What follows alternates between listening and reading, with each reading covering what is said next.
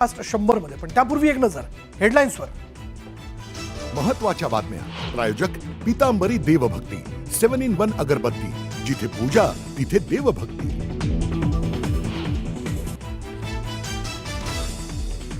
मराठा आणि कुणबी एकच हे फायनल. छगन भुजबळांना महत्व देत नाही. जरांगेंचा पलटवार तर मुंबईकरांना त्रास होईल असं वागू नका. शेवटचं सांगतोय म्हणत हुल्लडबाजांनाही भरला दम.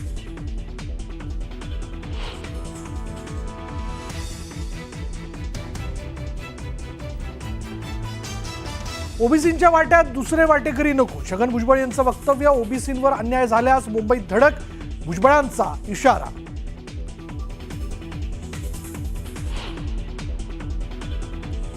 आंदोलनाची परवानगी केवळ आझाद मैदानातच. मुंबईतले रस्ते मोकळे करा. कोर्टाचे आदेश. तर सरकारला कारवाई करण्याची कोर्टाकडून मुभा.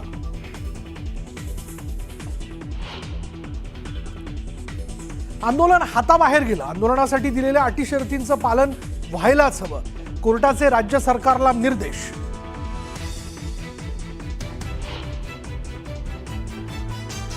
कोर्टानं दिलेल्या निर्देशांचं सरकार पालन करेल. मुख्यमंत्र्यांचं विधान. तर सामाजिक प्रश्नांवर राजकीय पोळी भाजवणं बंद करा. फडणवीसांचा विरोधकांना टोला.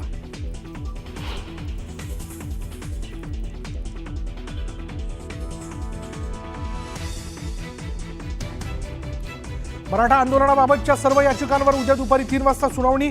उद्याच्या सुनावणीनंतर काय ते ठरवू कोर्टानं केलं स्पष्ट.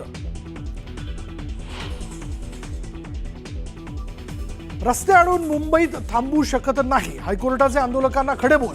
तर पावसात आंदोलन करत असाल तर चिखलात बसण्याची तयारी ठेवा. आंदोलकांना सुनावलं. सर्व पूर्ववत करण्यासाठी कोर्टाकडून आंदोलकांना 2 दिवसांचा अवधी. तर कोर्टानं आंदोलन थांबवण्याचे आदेश द्यावे. महाधिवक्त्यांचा युक्तिवाद.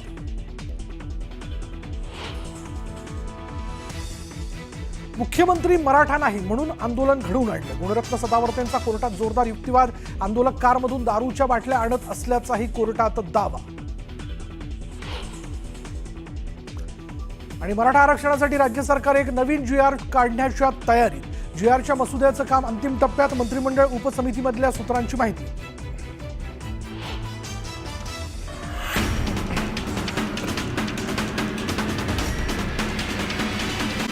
तपासणी करून घेण्यास नकार दिलाय.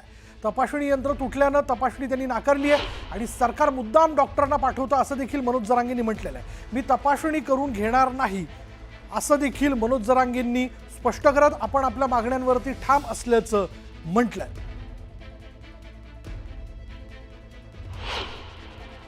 तुम्ही जे इथं बसवलं पट्टा, त्या पट्ट्याला असं खोसलेलं होतं. इकडून 2दा हवा भरली तुम्ही. 2दा पॅक केलं त्या मॅडमने. 2दा पॅक केलं तरी ते निघलं. मग इकडे रिझल्ट दाखवेना ना किती BP आहे. आणि आता सुपरफास्ट 100.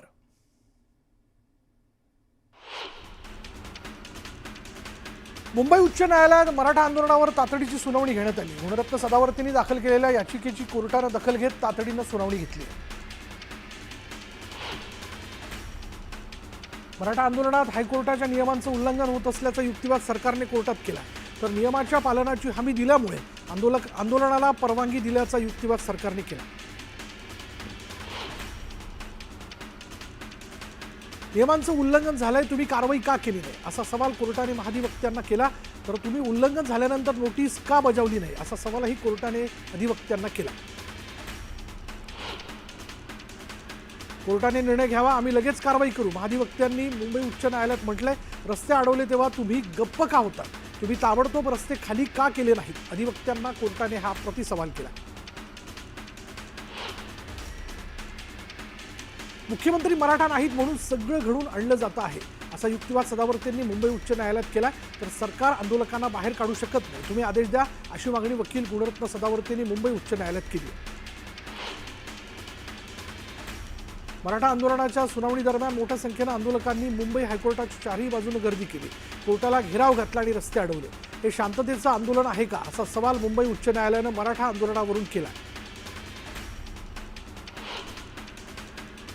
आंदोलक मनोज जरांगेंच्या तब्येतीची काळजी असल्याचं मुंबई उच्च न्यायालयाने म्हटलंय. आम्ही जरांगेंना उपचारासाठी सूचना देऊ शकतो असंही कोर्टाने म्हटलंय. आंदोलनामुळे मुंबईकरांना त्रास व्हायला नको असं मुंबई उच्च न्यायालयाने म्हटलंय. आंदोलनाला विरोध नाही, मात्र नियमांचं पालन करावं. 2 दिवसात सर्व पूर्ववत करण्याचे आदेश कोर्टाने दिले. आझाद मैदानाव्यतिरिक्त आंदोलकांनी कुठेही वावरू नये. पहिल्याच दिवशी संध्याकाळी 6 नंतर मैदान खाली करणं आवश्यक होतं. आमरण उपोषणाला परवानगी नसल्याचं उच्च न्यायालयाने म्हटलंय.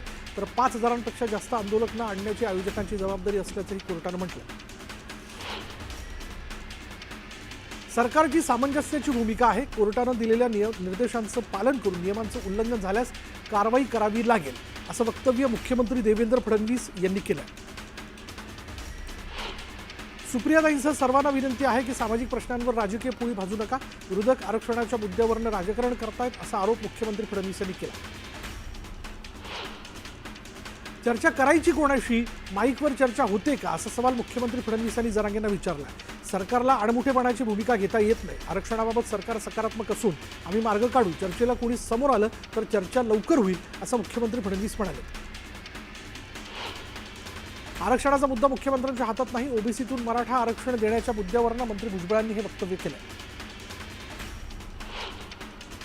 सीएसएमटी परिसरात शांतता राखावी असं आवाहन जरांगे पाटलांनी आंदोलकांना केलं. तर आंदोलक नाही तर सरकार हुल्लडबाजी करत असल्याची टीका जरांगे पाटलांनी सरकारवर केली. जरांगे पाटलांच्या उपोषणाचा आजचा 4था दिवस आहे. आमच्या मागण्या लवकरात लवकर मान्य करा, नाहीतर राज्यभरातील 5 कोटी मराठी मुंबईत येतील असा इशारा देत जरांगेंनी सरकारवर हल्लाबोल केला. मराठा समाज मागास नसल्याचं सुप्रीम कोर्टानं सांगितल्याचं वक्तव्य मंत्री भुजबळांनी केलं. तरीही मराठा समाजाला आणखी 10% आरक्षण दिल्याचं भुजबळांनी म्हटलं. जरांगे म्हणतात जे शेती करतात ते कुणबी आहेत, मग सर्व समाजाचे लोक शेती करतात, सर्वांना कुणबी म्हणायचं का असा सवाल मंत्री भुजबळांनी जरांगेंच्या वक्तव्यावरून उपस्थित केला. ओबीसीमध्ये दुसरे वाटेकरी नको असल्याचं वक्तव्य मंत्री भुजबळांनी केलं. ओबीसींवर अन्याय होऊ देणार नसल्याचा निर्धार भुजबळांनी केला. तर दुसरे वाटेकरी आल्यास आम्हीही राज्यभरात आंदोलन करणार असल्याचा इशारा भुजबळांनी दिला. मनोज जरांगेंना मुंबईत येऊ देऊ नये हेच आम्ही सांगत होतो आणि ज्यांनी जरांगेंना भेटी दिल्यात त्या नेत्यांनी आपली ओबीसी आरक्षणाबद्दल भूमिका जाहीर करावी अशी मागणी लक्ष्मण हाकेंनी केली. बोगस कुणबी म्हणून शिरकाव कोणी करत असेल तर ते खपून घेणार नाही असा इशारा हाकेंनी दिला. मराठा समाजाला कोणी बदनाम करत असेल तर त्यावर कारवाई व्हावी. तसंच हैदराबाद गॅझेटियरबाबत काय करता येईल यावर विचार सुरू आहे असं मराठा आरक्षण उपसमितीचे अध्यक्ष राधाकृष्ण विखेंनी म्हटलं. यवतमाळमध्ये आमदार किसनराव वानखेडेंना मराठा आंदोलकांनी घेराव घातलाय. मराठा आरक्षणाबाबत भूमिका घेण्याची मागणी मराठा बांधवांनी केली आहे. तर मराठा समाजाबाबत विधिमंडळात आवाज उठवण्याची मागणी करण्यात आली आहे. चंद्रपूरमध्ये उद्या ओबीसी समाजाने आंदोलनाची हाक दिली. मनोज जरांगेंच्या ओबीसीतून आरक्षणाच्या मागणीला विरोध करण्यासाठी हा मोर्चा काढण्यात येणार आहे. आंदोलकांसाठी लातूरमधूनही व्यवस्था करण्यात आली. लातूरमधून 20,000 भाकरी आणि 200 किलो शेंगदाणा चटणी मुंबईकडे रवाना करण्यात आली. कोल्हापूरच्या बोळावी गावातील रहिवासी संदीप पाटील यांनी मराठा आंदोलकांसाठी 5,000 पाण्याच्या बाटल्या दिल्यात आणि आंदोलनाच्या पहिल्याच दिवशी झालेली गैरसोय लक्षात घेऊन संदीप पाटील यांनी आंदोलकांसाठी पिण्याच्या पाण्याची व्यवस्था केली. नाशिकच्या मराठा समाजाने मुंबईतील मराठा आंदोलकांसाठी जेवणाची सोय केली आहे. ठेचा भाकर आणि पाणी आंदोलकांसाठी पाठवण्यात आलं.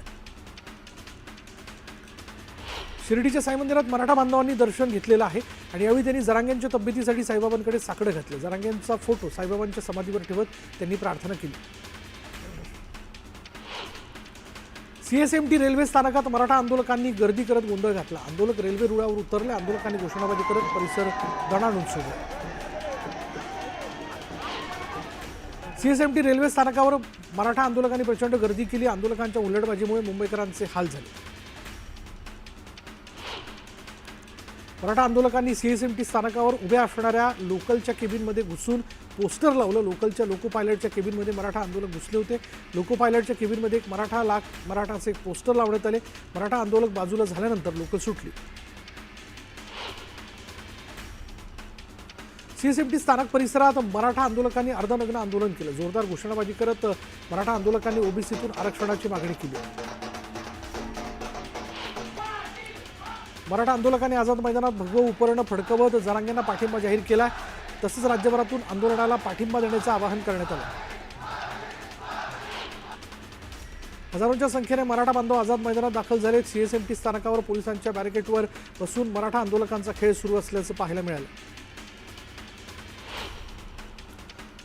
मनोज जरांगेंच्या शांततेच्या आवाहनाकडे आंदोलकांनी पाठ फिरवल्याचं पाहायला मिळालं. सीएसएमटी परिसरात मराठा आंदोलकांची हुल्लडबाजी पाहायला मिळाली. छत्रपती शिवाजी महाराज टर्मिनस स्थानकात मराठा आंदोलकांनी विविध खेळ खेळले. आंदोलकांनी विटी दांडू खेळत फुगडीचाही फेर धरला. मराठा आंदोलकांनी छत्रपती शिवाजी महाराज टर्मिनस रेल्वे स्थानकात चक्क खेळाचं मैदान बनवलं. मराठा आंदोलकांनी गावाकडील सर्व पारंपरिक खेळ खेळले. कामावर जाणाऱ्यांची घाई आणि आंदोलकांची गर्दी यामुळे या स्थानकात पोलिसांची मोठी तारंबळ उडाली. मुंबईतील आझाद मैदानात आंदोलकांचे कुस्तीचे डाव रंगले. आंदोलकांनी दहीहंडीसह खो खो, कबड्डी असे विविध खेळ खेळले. चाळीसगाव आणि धरणगाव नगरपालिकेच्या प्रभाग रचनेवर महाविकास आघाडीने आक्षेप घेतलाय. प्रभाग रचना नियमबाह्य आणि राजकीय फायद्यासाठी केल्याचा आरोप करण्यात आला. पारदर्शक चौकशी करण्याची मागणी यावेळी करण्यात आली. सिल्लोडमध्ये भाजप नेते किरीट सोमय्यांना काळे झेंडे दाखवण्यात आले. काळे झेंडे दाखवणाऱ्या 5 जणांना पोलिसांनी ताब्यात घेतले. दरम्यान काळे झेंडे दाखवणाऱ्यांनी जोरदार घोषणाबाजी केली. सिल्लोड इथं किरीट सोमय्यांवर हल्ला झाला. दरम्यान डझनभर लोकांनी हल्ला केला. 5 लोक माझ्यापर्यंत पोहोचले आणि सीआरपीएफ कमांडोंमुळे आपण सुखरूप असल्याची माहिती किरीट सोमय्यांनी दिली. बडनेराच्या RDIK महाविद्यालयात राष्ट्रीय क्रीडा दिनाच्या निमित्ताने क्रीडा स्पर्धेचं आयोजन करण्यात आलं होतं आणि यामध्ये लगोरी, रस्सीखेच आणि गोलफेक या पारंपरिक खेळांचं आयोजन करण्यात आलं होतं. या स्पर्धेत अमरावती जिल्ह्यातील विविध विद्यालयातील विद्यार्थ्यांनी सहभाग घेतला होता. बीड जिल्ह्यातील 167 प्रकल्पांपैकी 102 धरणं 100% भरलीत. ग्रामीण भागाला पाणीपुरवठा करणारी मांजरा, माजलगाव, अप्पर कुंडलिका, ऊर्ध्व कुंडलिका, बिंदुसरा, सिंदफणा आणि डोकेवाडा हे धरण ओव्हरफ्लो झालंय. जळगाव जिल्ह्यात ऑगस्ट महिन्यात तब्बल 114% पाऊस झाला आणि या पावसामुळे खरीप पिकांना जीवदान मिळालं असून आगामी सप्टेंबर महिन्यात देखील दमदार पावसाचा अंदाज हवामान विभागाने व्यक्त केला. कोल्हापूर जिल्ह्यात पावसाची रिपरिप सुरू असली तरी गगनबावडा तालुक्यात अतिवृष्टी झाली. राधानगरी, चंदगड, आजरा, भुदरगड तालुक्यात जोरदार सरी कोसळत आहेत. धरणातून विसर्ग सुरू असल्यानं नद्यांच्या पाणी पातळीत वाढ होते. पंचगंगा नदीची पातळी 22 फुटांपर्यंत गेली असून 24 बंधारे पाण्याखाली गेले. बीडच्या वडवणी तालुक्यात जोरदार पावसाने हजेरी लावली आणि यामुळे खळवट, लिमगाव आणि देवडी भागातील शेतीपिकांचं मोठं नुकसान झालंय. तातडीनं पंचनामे करून नुकसान भरपाई देण्याची मागणी करण्यात आली. अकोल्याच्या कमळगंगा नदीच्या पुरात एक महिला वाहून गेली. 3 दिवसांनंतर महिलेचा मृतदेह शोधण्यात प्रशासनाला यश आलं. ढगफुटी सदृश्य पाऊस झाल्यानं नदीला महापूर आला. बीडच्या मोहखेड गावातील जिल्हा परिषदेच्या शाळेची भिंत कोसळली. तातडीनं शाळेची नवी इमारत बांधण्याची मागणी विद्यार्थ्यांच्या पालकांनी केली. मागणी पूर्ण न केल्यास तीव्र आंदोलन करण्याचा इशारा देण्यात आला. हिंगोलीच्या वसमत नांदेड महामार्गावर सकल मराठा समाजाने रास्ता रोको आंदोलन केलं. जरांगेंच्या मुंबईतील आंदोलनाला पाठिंबा देण्यासाठी हे आंदोलन करण्यात आलं. दरम्यान आंदोलनात मोठ्या संख्येनं मराठा समाज बांधवांनी सहभाग घेतला होता. बीडच्या लिंबा गणेशमध्ये अहमदपूर अहिल्यानगर महामार्गावर मराठा समाजाने रास्ता रोको आंदोलन केलं. मुंबईतील मराठा आंदोलनाला पाठिंबा देण्यासाठी हे आंदोलन करण्यात आलं. यामुळे 1 तास वाहतूक विस्कळीत झाली होती. दरम्यान मराठा आंदोलकांनी जोरदार घोषणाबाजी केली. आता वेळ झाली का ब्रेकची. ब्रेक घेऊयात. पहा फक्त न्यूज 18 लोकमत.